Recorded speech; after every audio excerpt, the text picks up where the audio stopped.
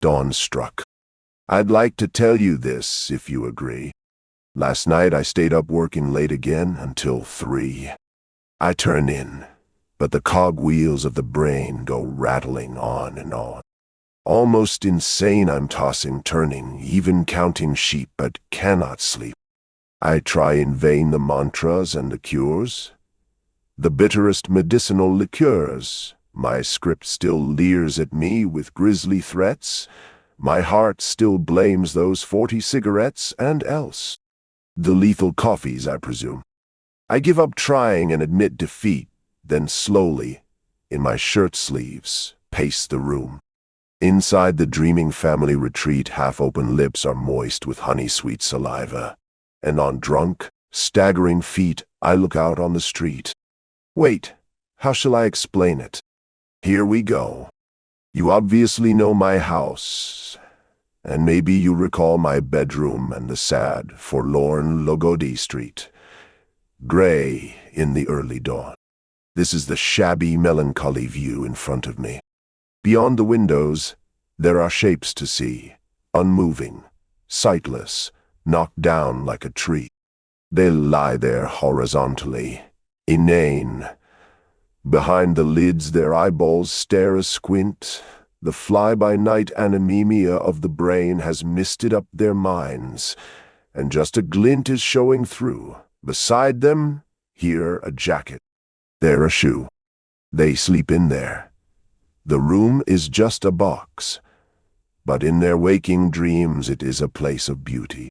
Can't they see the paradox? It is a cage that stares them in the face.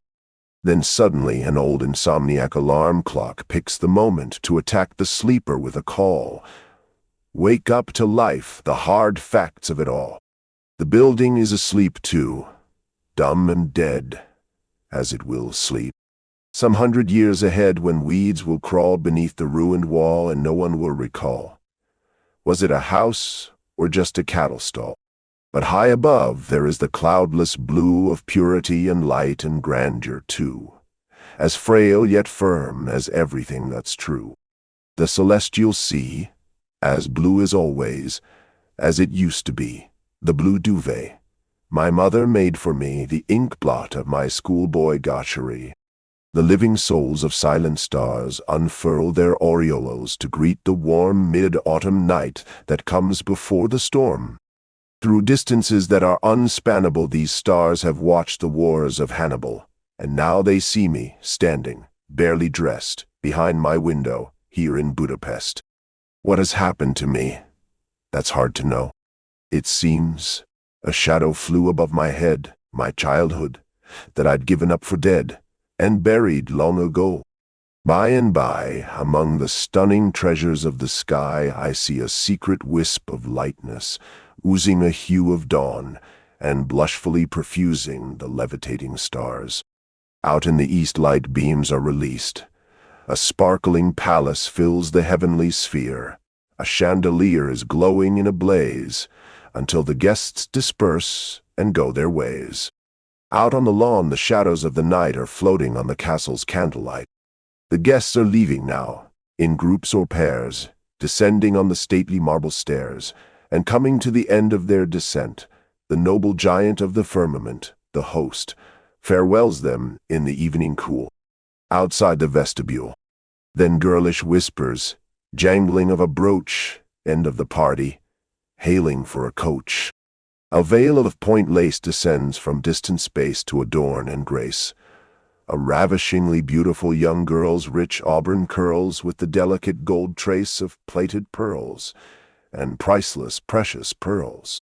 The veil spreads peaceful light upon the true celestial landscape's otherworldly blue, or it descends upon an angel who carries with the poise of maidenhead the richly jeweled thread upon her head and, light as a butterfly, leaps into a landau to raise a graceful hand, or to cast a flirty eye into another carriage passing by.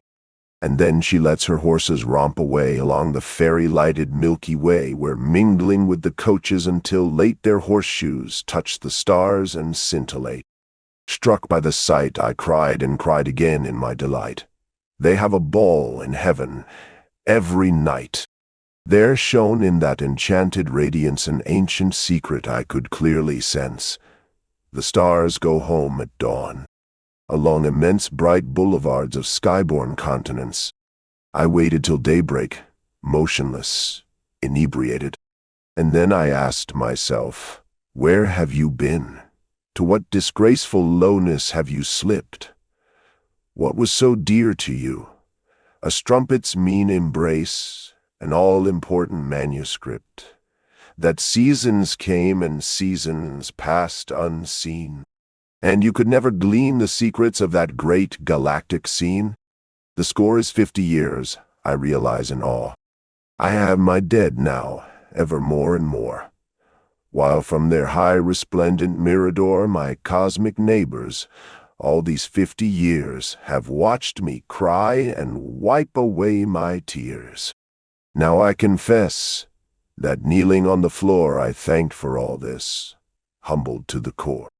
I know that one fine day I'll have to leave, and I have nothing in which to believe, but tightening my heartstrings as a cord, I sang and sang until the music soared to one who can't be seen and can't be guessed.